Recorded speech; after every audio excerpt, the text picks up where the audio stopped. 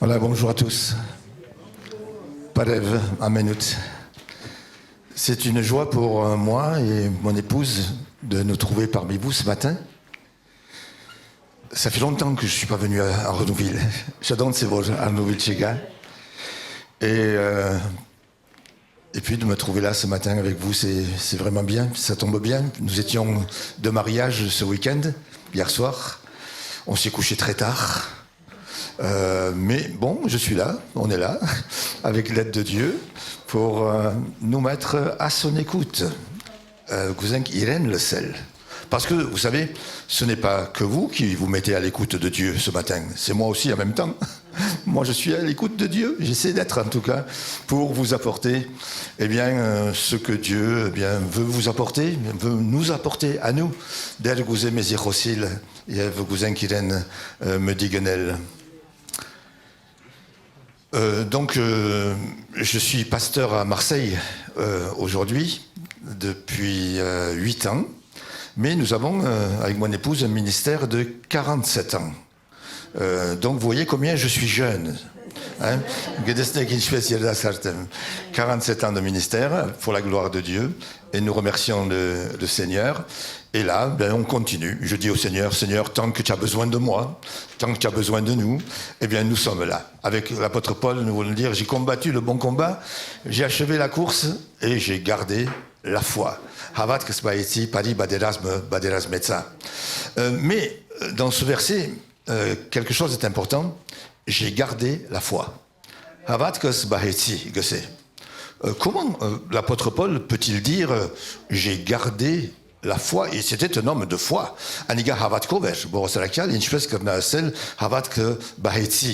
Parce que, tout au long de notre vie, il peut y avoir des temps et des moments où notre foi peut faiblir. Mais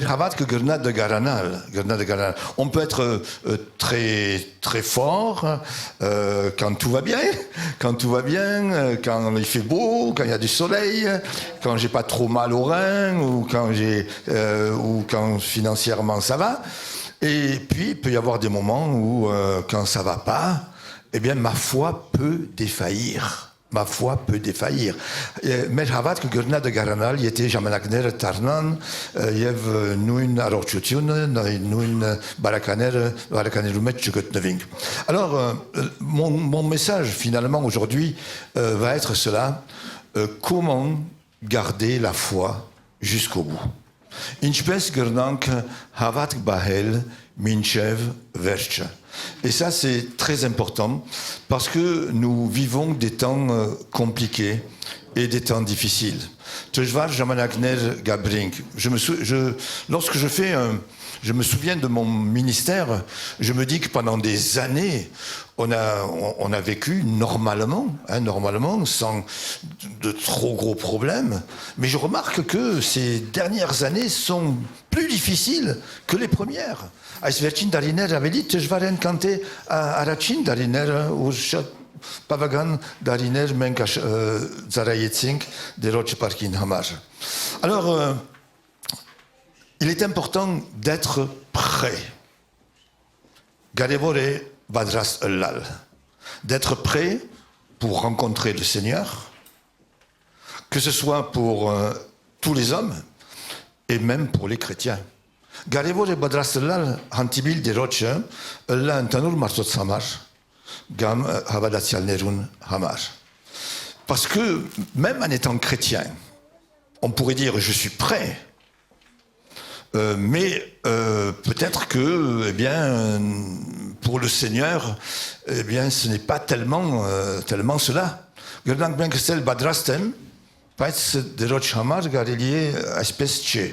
Alors je voudrais vous donner aujourd'hui quelques éléments pour que nous soyons tous prêts lorsque le Seigneur nous rappellera ou lorsque le Seigneur va revenir. Mais badras metkelang qui était der meziganche. Hier, Gam, il était der K, Christos K. Vous savez, notre vie ne nous appartient pas. Mergiank mercerkeche. C'est pas parce que je suis jeune que ça va aller pendant des années. c'est pas parce que je suis en forme, c'est pas parce que j'ai un travail, c'est pas parce que je suis en bonne santé que ma vie ne m'appartient pas. Ta vie ne t'appartient pas. Parce qu'à tout moment, à n'importe quel moment, maintenant, ma vie peut s'arrêter. Je ne sais pas. Je ne sais pas ce que Dieu a prévu pour moi, le temps de vie que Dieu a prévu pour moi.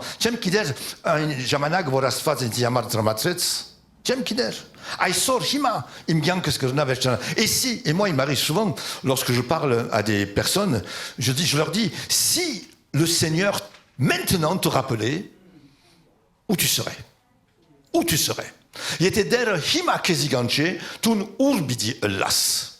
Tant qu'on vit, eh bien, on a le sentiment et la certitude même qu'on va aller près du Seigneur.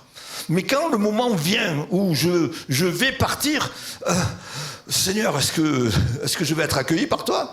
Alors,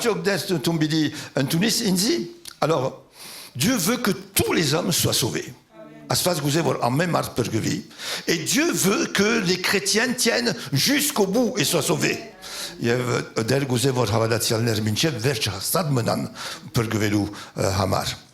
Ce mois-ci, ces 2 derniers mois, j'ai rencontré 2 personnes qui auraient dû mourir et qui ne sont pas mortes.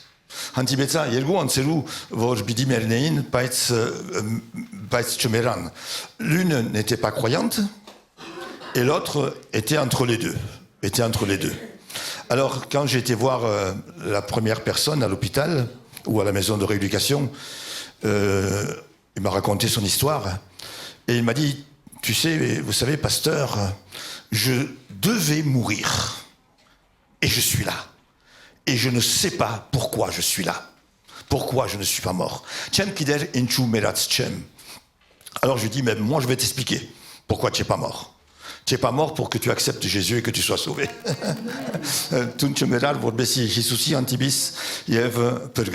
Donc à la première, j'ai dit ça. La deuxième personne, c'est pareil, elle a subi une opération d'un coronaire et ça s'est mal passé et elle a failli mourir. Et quand je suis allé la voir, bon, grâce à Dieu, elle s'en est sortie. Et quand je suis allé la voir, elle m'a dit, tu sais, Ago, il m'a dit, je ne sais pas pourquoi je suis là. Je ne sais pas pourquoi je suis vivant. J'aurais dû mourir et je suis là. Alors je lui ai dit, écoute, je vais t'expliquer. Je lui ai dit aussi, Dieu t'a donné la vie pour que tu te rapproches encore plus de lui. Pour que tu te rapproches encore plus de lui. Alors je lui parlais de la certitude du salut. Et il m'a dit, pasteur Ago, il m'a dit, tu m'aurais posé la question 1 mois avant, je t'aurais dit, oui, je suis sauvé, je suis sauvé. Mais aujourd'hui, je ne suis pas sûr. Aujourd'hui, je ne suis pas sûr.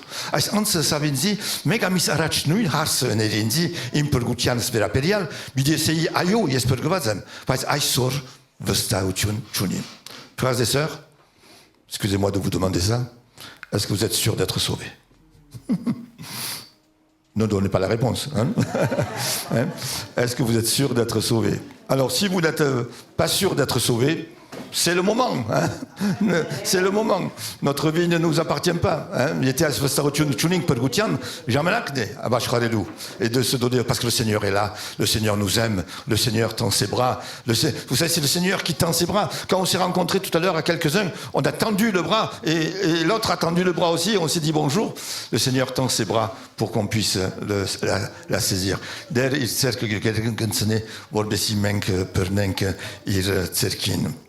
Alors, vous savez, la Bible dit, sache que dans les derniers temps, il y aura des temps difficiles. Et puis il y a toute une liste où il est dit, les hommes seront égoïstes, amis de l'argent, rebelles à leurs parents, etc., etc. Et il est dit aussi, il faut que ces choses arrivent. Tout ce qui se passe aujourd'hui, les guerres, les tremblements de terre, les conflits, il faut que ces choses arrivent. Une nation s'élèvera contre une nation, un royaume contre un royaume. Il y aura des famines et des tremblements de terre. Et tout ça, on le voit aujourd'hui. On le voit aujourd'hui. C'est vrai. C'est vrai que ces choses-là ont toujours existé. Mais aujourd'hui, tous les jours, il y a quelque chose. Aujourd'hui, tous les jours, et des choses graves. Aïssor avait dit, l'Urch Panelgan. Regardez ce qui s'est passé en Arménie, hein, on vous l'a dit. Hein, ce qui s'est passé en Arménie, tous ces réfugiés qui sont arrivés à Yerevan dans la misère, où ils n'ont plus de toit, ils n'ont plus à manger, ils n'ont plus rien, ils ont tout perdu. Regardez ce qui se passe en Israël et en Palestine. Hein, cette guerre aussi qui vient de se déclencher. Le tremblement de terre en Turquie, la famine en Afghanistan. Non, en Afghanistan, c'était un tremblement de terre aussi, en Afghanistan. Et puis il y a des famines dans des pays africains et autres. Vous voyez, aujourd'hui, tous les jours, il se passe quelque chose en Ménopam. Et il y a des centaines de morts, des milliers de morts, quelquefois, que ce soit en Turquie, le tremblement de terre, ou en Syrie. Eh bien, il y a des milliers de morts toujours. Il faut que ces choses arrivent. Mais nous voyons que nous arrivons vers la fin. Frères et sœurs, nous sommes dans la fin des temps. On l'a été depuis la résurrection de Jésus, on est dans la fin des temps. Mais aujourd'hui, on est plus près. On est vraiment plus près. Et le monde va un jour, Jésus-Christ va revenir. Ce monde-là va s'arrêter. Alors, et les choses, encore une chose, c'est que les choses vont devenir de plus en plus difficiles. Ne pensons pas que ça va aller mieux dans le monde. Ne pensons pas. Le monde ne va pas aller mieux. Il va aller de pire en pire. De pire en pire.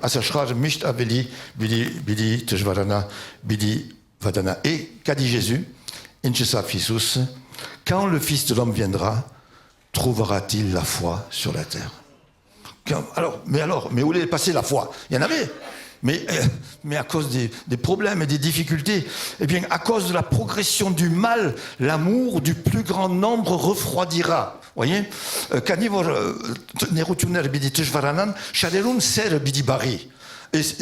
on parle de qui là? On parle des chrétiens ou des non-chrétiens? On parle des chrétiens. L'amour du plus grand nombre refroidira à cause des difficultés et à cause des problèmes. La Bible dit aussi dans 1 Timothée 4, l'Esprit dit expressément que dans les derniers temps, certains abandonneront la foi. Ah, certains abandonneront la foi pour s'attacher à des esprits trompeurs. Vous manque vecin jamanak de rumech, irens havat que biditsken, bidileken, alors, Seigneur, est-ce que moi, je peux abandonner la foi? Je suis sûr que chacun d'entre vous dit, non, moi non. Moi, ça ne peut pas m'arriver à moi. Hein. Mais on ne sait pas les difficultés de la vie, les problèmes que l'on peut avoir, etc.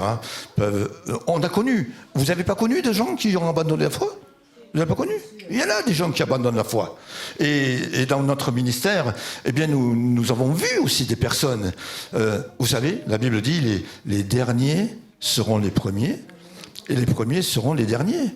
Et nous, on le voit. Moi, je le vois dans mon ministère. Des gens qui étaient là depuis très longtemps, qui étaient engagés, qui étaient conseillers, qui étaient responsables, qui louaient le Seigneur, etc. Et hop, aujourd'hui, où ils sont?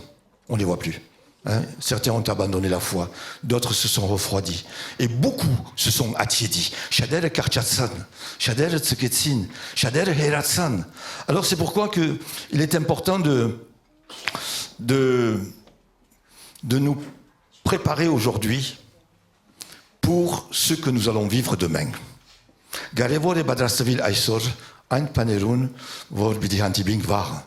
Et même aujourd'hui, d'ailleurs, pas que demain, même aujourd'hui. Alors, je voudrais prendre comme fondement de mon message ce qui s'est passé en Égypte. Vous savez, Joseph était en prison et le pharaon a eu un rêve.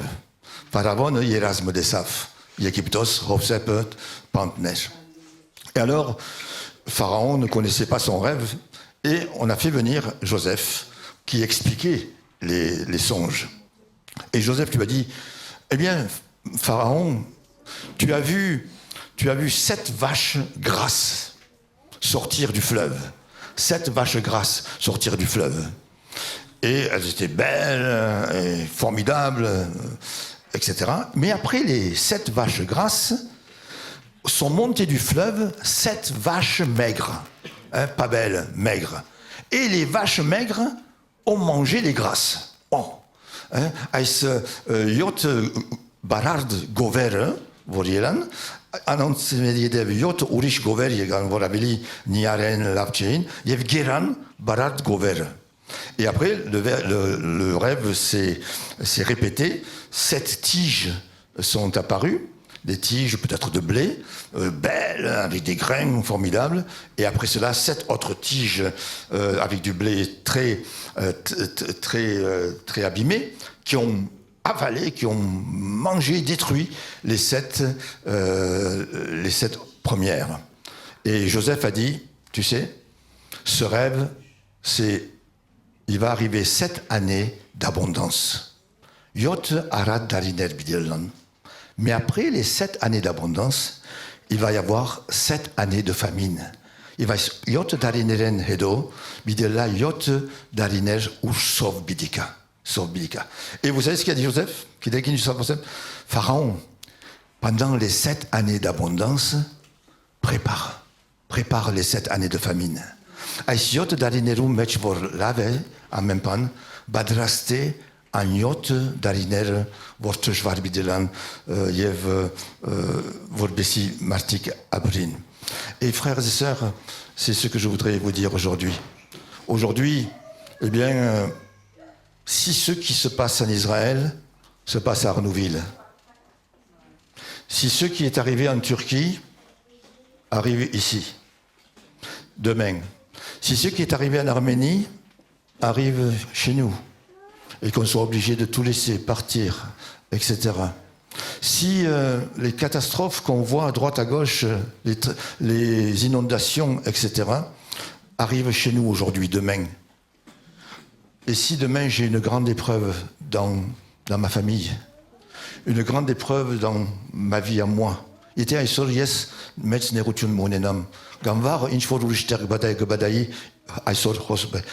que je vais garder la foi? Si je suis tellement secoué dans ma santé, ou si je perds même des membres de ma famille, ou s'il arrive une catastrophe quelconque, eh bien, est-ce que je vais garder la foi?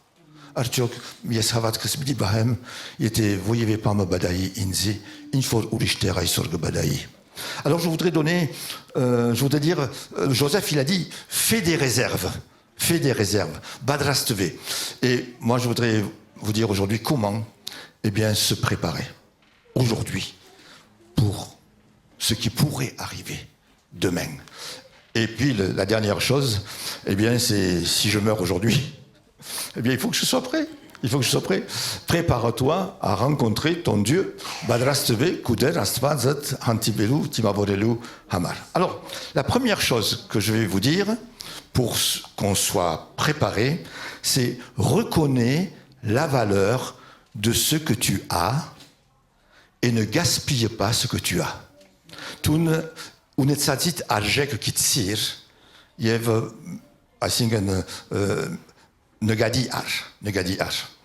Dieu nous donne l'exemple de cela. Chaque créature, pour Dieu, est unique. C'est extraordinaire, ça. En même mart mekadige. Ça veut dire que ton prénom, c'est quoi? Hein? Océane. Eh bien, Océane, dans le monde, il n'y en a pas 2 comme toi. Il n'y en a pas 2 comme toi. Hein? Heureusement. Dites-vous bien qu'il n'y a personne, il n'y a que vous. Nous sommes uniques pour Dieu. Et quand vous avez quelque chose de valeur dans votre maison et que ça n'existe qu'à un seul exemplaire, quelle valeur ça a? Inestimable. Donc notre personne, notre vie, et c'est pour ça que Jésus est venu.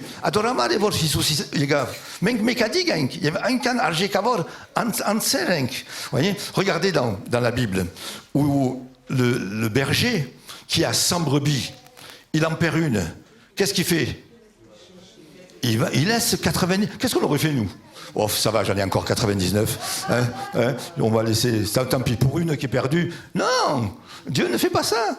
Dieu ne fait pas ça. Il a à cœur chaque brebis qui se perd. Regardez ce que Jésus dit. Considérez les lys des champs. Ein Tachtin, Shushaner, Naetzek, eh bien, il n'y a pas, qui aujourd'hui sont là, demain sont jetés au feu, et pourtant, eh bien, elles sont tellement revêtues de couleurs extraordinaires, elles ont tellement de beauté, et pourtant, c'est des lys des champs, et Dieu prend compte. Et chaque cheveu de notre tête sont comptés. Chaque cheveu de notre tête sont comptés. Il n'y a pas un oiseau qui tombe du ciel sans que Dieu ne le veuille. Vous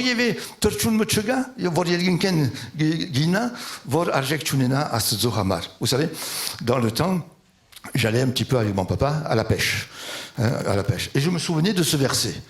Il n'y a pas un oiseau qui tombe. Alors je me suis dit, s'il n'y a pas un oiseau qui tombe du ciel sans le Seigneur, il n'y a pas un poisson que je peux attraper sans que ce soit Dieu.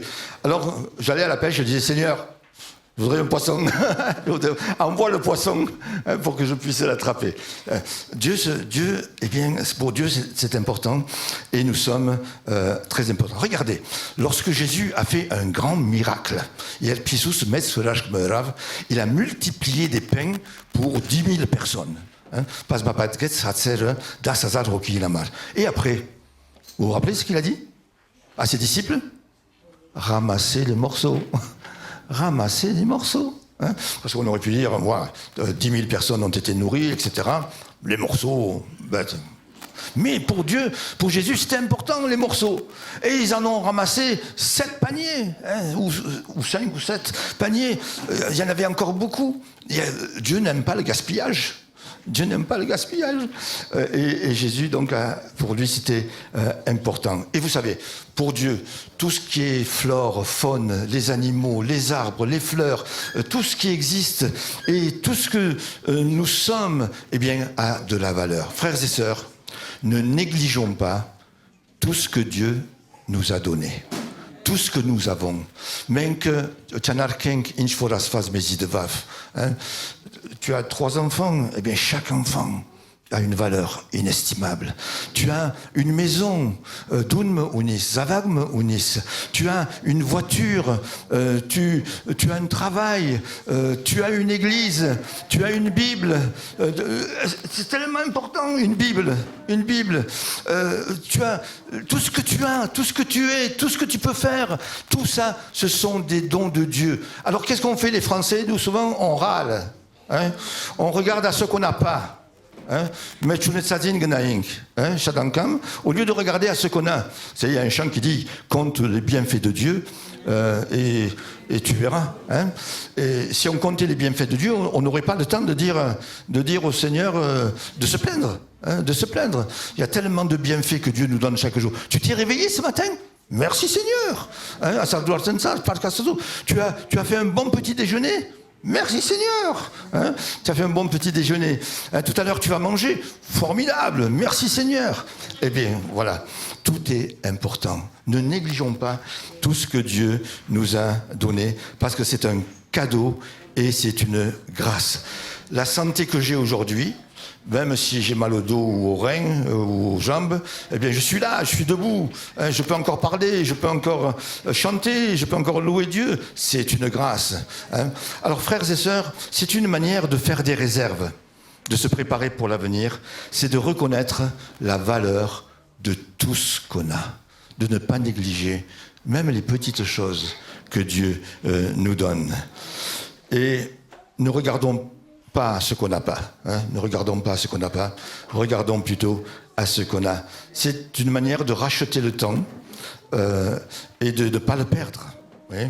Combien de personnes ont gâché leur vie parce que pendant toute leur vie, eh bien, elles ont regardé à ce qu'elles n'avaient pas. Elles ont recherché des choses au lieu de voir tout ce que Dieu leur avait déjà donné. Ça, c'est la première chose. La deuxième chose, construis ta maison sur le roc. Construis ta maison sur le roc. kudunet jairivra shine, jairivra. Nous connaissons tous la parabole des deux maisons. Arag Kiden qui est Gutunerun. Un, il construit sa maison sur le sable, et l'autre, il construit sa maison sur le roc. Hein? C'est-à-dire, pour l'un, c'est davantage l'extérieur qui est important, alors que pour l'autre, c'est l'intérieur qui est important. C'est le fondement qui est important. C'est ce qui ne se voit pas. Alors aujourd'hui, c'est ça. Ma maison, c'est ma vie. Ma maison, c'est ma vie. Imdunes, imgiankese. Et sur quoi est-ce que sur quoi est-ce qu'est fondée ma vie? Inchivra, ihimnevadze, imdunes. Sur ma beauté, hein? Car je me regarde à la glace, et puis je suis beau, voilà, et puis je me coiffe, je me maquille, etc. Hein, pour moi, c'est tellement important, hein, tout est là. Hein, ou alors c'est mon travail. Alors il faut que je travaille, et c'est bien, il faut que je gagne de l'argent. Ou c'est ma maison, j'ai une belle maison, je peux tapisser, je peux le peindre, je peux faire beaucoup de choses. Sur quoi est-ce que je construis ma maison? Sur quoi est construite ma vie? De quoi dépend ma vie? De quoi dépend ma vie aujourd'hui? Eh bien, elle doit être construite sur le roc. Ça veut dire que ma vie, le fondement de ma vie, et quand je dis ma vie, c'est tout ce que je suis, tout ce que je fais, tout ce que j'entreprends, tout ce que je projette. Eh bien, lorsque je suis fondé sur le roc, c'est Jésus qui est le fondement de tout ça. C'est Jésus qui est... Seigneur, ce que je suis, eh bien, c'est ta grâce. C'est ta grâce. Et je te remercie. Et mon objectif, eh bien, c'est que avec ce que tu m'as donné, eh bien, je veux te glorifier. Voyez, je veux te glorifier. C'est mon objectif. Qu'est-ce que c'est ton objectif? De gagner beaucoup d'argent, d'avoir une belle maison, de marier tes enfants, d'avoir des petits-enfants, d'aller en voyage à droite, à gauche. Est-ce que c'est ça ton objectif? C'est bien. Il faut. Mais le fondement de cela, eh bien, doit être Jésus, et l'objectif, le but, doit être Jésus. Hein? Seigneur, si je vis, c'est pour toi. Si je vis, c'est pour toi. Si je construis une maison, c'est pour toi. Si j'ai une voiture, c'est grâce à toi. Si j'ai des enfants, c'est grâce à toi, Seigneur. Etc. Jésus est ma vie. Christos imgiankes. Il y a ce verset qui dit Christ est ma vie. Christ est ma vie. Ma vie, c'est pas ma maison. Ma vie, c'est pas mes enfants. Ma vie, c'est pas mon travail. Ma vie, c'est pas ma santé.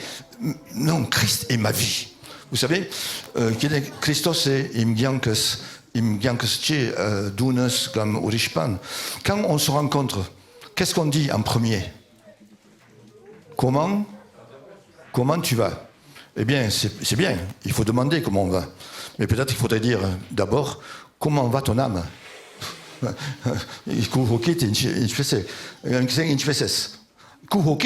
Ton âme, comment elle va? Ta relation avec Dieu, comment elle va? Ta vie avec Dieu, comment elle va? C'est plus important. Après, on va dire comment ça va, bien sûr. Vous voyez? Donc, construis ta maison sur le roc. Face aux difficultés qui sont là aujourd'hui, eh bien, que notre maison soit fondée sur Jésus. Que notre maison soit fondée sur la parole de Dieu. Sur la parole de Dieu. C'est ce que Dieu avait dit à Josué, que ce livre de la loi ne s'éloigne pas de ta bouche. Ne s'éloigne pas de ta bouche.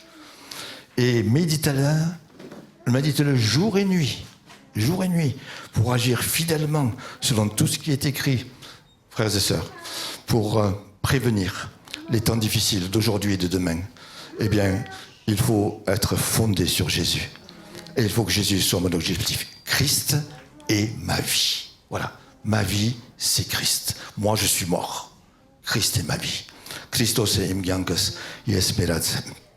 La troisième chose, le troisième point que je voudrais signaler pour préparer les moments difficiles de la vie et pour garder la foi, c'est travail pour une nourriture qui subsiste.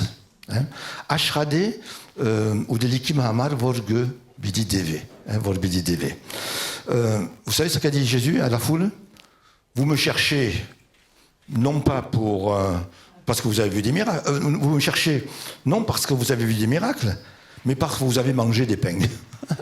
Parce que vous avez mangé des pains et que vous avez été rassasiés. Alors les gens cherchaient Jésus hein, pour manger, pour être guéris, etc. Ils étaient plus attachés à ce que Jésus pouvait faire pour eux que la personne même de Jésus. Vous voyez? Aveli gapvazein ein panerun vor Jesus gardar ils samar quand ir ensemble. Pourquoi est-ce que j'aime Dieu? Pourquoi est-ce que j'aime Dieu? Parce qu'il m'aide? Parce qu'il me guérit? Parce qu'il m'accompagne? Parce qu'il m'éclaire? Ou j'aime Dieu parce que c'est Dieu? Parce que c'est Dieu. Et il est mon sauveur. Il est mon sauveur. Il est le créateur. Il est le tout-puissant. Il est amour. J'aime Dieu pour ce qu'il est et pas pour ce qu'il fait pour moi. Vous voyez? C'est ça qui est important. Je dois aimer Jésus pour ce que Jésus représente pour moi. Il est mon sauveur et non pas... Regardez nos prières. Bien souvent. Seigneur, donne-moi ci. Seigneur, donne-moi ça. Seigneur, j'ai mal là. Seigneur, je vais aller au dentiste. Seigneur, ce frère, il m'embête. Seigneur, ou cette sœur, voilà, elle m'énerve. Voilà.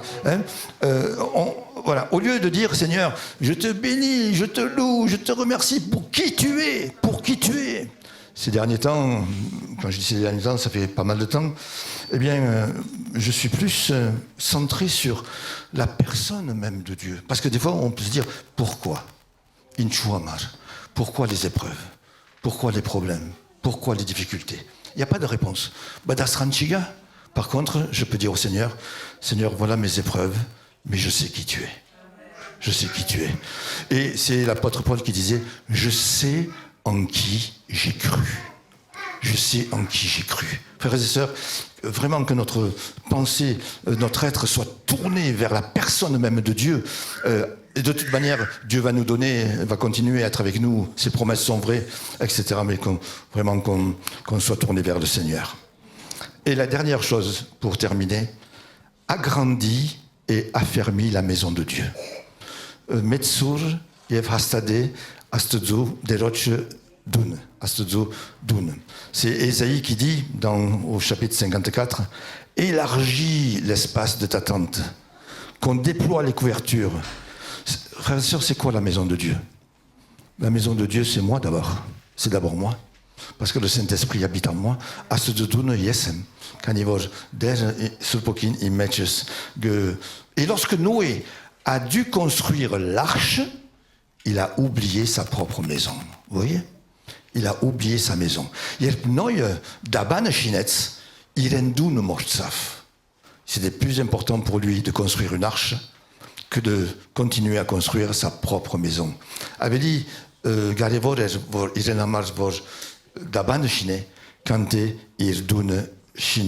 Donc nous sommes appelés à travailler notre maison, notre vie spirituelle. Frères et sœurs, excusez-moi de vous demander cela. Est-ce que vous lisez la Bible tous les jours? Ne répondez pas. Est-ce que vous lisez la Bible tous les jours? Voyez, est-ce que vous avez une relation avec Dieu tous les jours? Je ne dis pas que si un jour on rate, c'est un péché, hein, jamais. Parce qu'il peut y avoir des situations, des circonstances où ça arrive. Mais c'est mon objectif. Mon objectif, c'est de lire ma Bible chaque jour. Mon objectif, c'est d'obéir chaque jour. Mon objectif, c'est de suivre Jésus. Simplement, de suivre Jésus chaque jour. Je ne peux pas dire au Seigneur, je suis avec toi le dimanche et le lundi et le mardi, mercredi, jeudi, vendredi, tu me laisses tranquille, je fais ce que je veux.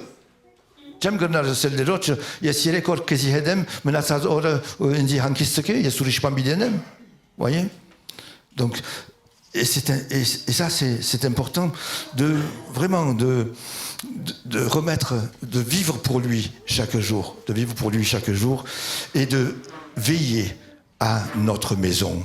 Hok Daniel Mer Dunin, Hokevor Dunin. Que Dieu ait toute la place. Que Dieu puisse respirer.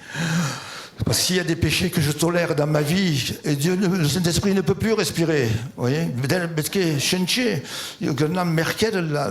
il faut que je garde ma maison pure avec le Saint-Esprit. Il faut que je lui laisse toute la place, que je lui laisse la place centrale. Ça ne m'empêche pas de vivre ma vie, d'aller au restaurant, d'aller au cinéma, d'aller me promener, de faire un voyage. Non, mais Christ est au centre de ma vie. Christos im Biankin Getron der Gudvi. Et puis, l'Église, c'est aussi la communauté. Je crois que c'est important aussi de prendre soin de la communauté. Et pour que la communauté puisse aussi grandir, puisse aussi s'épanouir, être heureuse.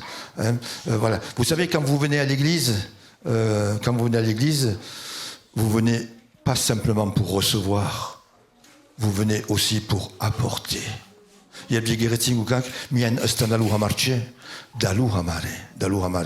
J'apporte au Seigneur l'offrande de ma vie, ma louange, ma communion fraternelle, les liens d'amour, d'affection, le service. J'apporte tout ça au Seigneur. Je ne viens pas que pour manger. Vous savez, quand on mange, on grossit. Mais on ne grandit pas. Il y a le goudin, pour grandir, il faut manger et donner. Regardez la différence, et je terminerai avec ça, la différence qu'il y a entre la mer Morte et le lac de Génézareth, le lac de Tibériade. Dans le lac de Tibériade, il y a des poissons, il y a la vie. Dans la mer Morte, il n'y a pas de vie. Certains sont rentrés, se sont baignés dans la mer Morte. Oui, moi, oui. Donc je peux vous dire que ce n'est pas très agréable. Oui, toi aussi. Oui. Pourquoi ? Le lac de Génézareth, le lac de Tibériade, reçoit l'eau du Jourdain et la redonne. La mer Morte reçoit l'eau du Jourdain, elle ne donne pas, il garde pour lui. Vous savez, un principe extraordinaire, c'est en donnant qu'on s'enrichit. Quand tu donnes, tu ne perds pas. Quand tu donnes, tu gagnes. Si tu donnes de tes forces, tu gagnes des forces. Si tu donnes de ton argent, tu gagnes de l'argent. Si tu donnes de ton amour, tu gagnes de l'amour, etc. Et je termine en disant cela. Vous savez, mon propre témoignage, c'est si on me demandait aujourd'hui, Pasteur Ago, dans ces 48 ans de ministère, qu'est-ce qui a été le plus important pour toi ? Qu'est-ce qui t'a apporté le plus ? Il était Arsenain Badveli, Aïskarasun Out, Dalineru Match, 47 ans. Vous savez ce que je dirais ? C'est pas les sermons que j'ai donnés. C'est pas les sermons. C'est l'amour que j'ai pu partager. Et tout l'amour que j'ai reçu. Et ça, c'est plus important qu'un beau sermon. Aimer. Tu peux donner un beau sermon, mais si tu n'aimes pas les gens, il n'y a pas de fruit. C'est d'abord l'amour que tu dois donner. Et en même temps, bien sûr, tu peux donner une parole, tu peux faire une aide, une parole d'encouragement, une exhortation. Mais c'est l'amour qui est important. C'est l'amour. Dieu ne va pas me dire, Pasteur Ago, tu as donné de bons messages. Non. Il va me dire, tu as essayé de partager l'amour de Jésus. Et ça, c'est le plus important. Et c'est ce qui nous a le plus apporté dans notre ministère. Alors, frères et sœurs, les temps sont de plus en plus difficiles. Alors, vraiment, préparons-nous. Soyons prêts pour construire la maison sur le roc, notre maison, travailler pour une nourriture qui subsiste, veiller sur notre maison, notre relation avec Dieu, et voilà, et reconnaître la valeur de tout ce que Dieu nous a donné, et le remercier, Amen. On peut prier. Alléluia. Seigneur, je voudrais te remercier, parce que pour toi, nous avons une valeur extraordinaire. Et toi, tu as laissé ta maison pour venir, Seigneur, nous sauver. Seigneur, tu n'as pas pensé à ta maison, Seigneur Jésus, à la joie que tu avais dans le ciel, avec les anges, avec ton Père, mais tu as laissé ta maison pour venir jusqu'à nous, Seigneur, afin que nous puissions, nous, Seigneur, te rencontrer et construire notre maison sur le roc. Seigneur, les choses deviennent de plus en plus difficiles. Mais je prie vraiment. Je te demande d'abord pardon pour toutes les fois où je n'ai pas considéré, Seigneur, tout ce que j'ai, Seigneur, comme des cadeaux, Seigneur, où j'ai plus regardé à ce que j'avais pas. Seigneur, je n'ai pas connu vraiment, Seigneur, la valeur des choses, alors je te demande pardon pour cela. Je te demande pardon si, Seigneur, au lieu de me concentrer sur ta personne, je me suis concentré sur ce que toi tu pouvais me donner, Seigneur. Je te demande pardon si j'ai négligé ma vie spirituelle, ma vie, ma communion avec toi, ta parole, l'obéissance, Seigneur, la droiture, l'honnêteté et le service. Je te demande pardon, Seigneur, si je suis passé à côté quelquefois de ce que tu attendais de moi. Mais aujourd'hui, tu es encore là, Seigneur, pour nous pardonner. Tu es là pour nous purifier. Tu es là pour nous permettre de nous affermir, afin que lorsque les vents vont souffler plus fort encore, eh bien nous puissions tenir et dire comme l'apôtre Paul, j'ai combattu le bon combat. J'ai achevé la course et j'ai gardé la foi. Merci Seigneur, bénis mes frères, mes sœurs, les enfants qui sont là. Bénis cette église, bénis ses conducteurs, ses conseillers, ses responsables. Seigneur, bénis-les, chacun d'entre eux, tu connais leurs soucis, tu connais leurs sujets de prière, tu connais leurs combats, tu connais leurs joies et leurs peines. Seigneur, affermis-les et bénis-les. Merci Jésus, que ton nom soit loué. Nous voulons être prêts à te rencontrer. Amen. Amen. Si tout à l'heure vous voulez la prière, je serai disponible pour prier avec vous, si vous le désirez. Seigneur, merci pour ce temps ensemble dans la communion fraternelle. Merci pour ta présence. Merci pour ta bonté, ton amour et tous les projets encore que tu as pour chacun d'entre nous, Seigneur. Merci pour les familles représentées, Seigneur, et merci pour le ministère de cette communauté, ici à Arnouville, pour laquelle je demande ta bénédiction, Seigneur, et ta bénédiction pour chaque famille. Que ton nom soit béni. Shunragalem der Jesus, Aisbahunamar Vorshundoretsir, Keziparkudam Obder, Vor Tunaissigeretsin, Kides, Nergayes, Yevgarotem Vorbesi, Aissigeretsin Ortnevi. Que la grâce de notre Seigneur Jésus-Christ, l'amour infini de notre Dieu et la communion du Saint-Esprit soient avec chacun d'entre vous. Que